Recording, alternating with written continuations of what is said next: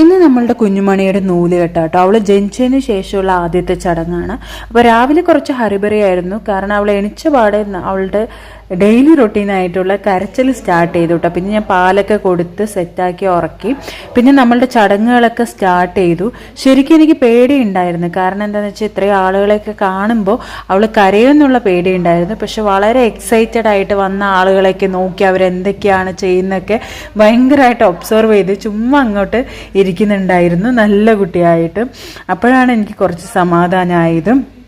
പിന്നെ ഇതേ അവളുടെ അച്ഛനൊക്കെ തേനും വയമ്പും ഒക്കെ നാവിലിങ്ങനെ വെച്ചു കൊടുക്കുവാണ്. അതിനുശേഷം അവളുടെ നെയിം നമ്മൾ റിവീൽ ചെയ്യുന്ന ചടങ്ങായിരുന്നു.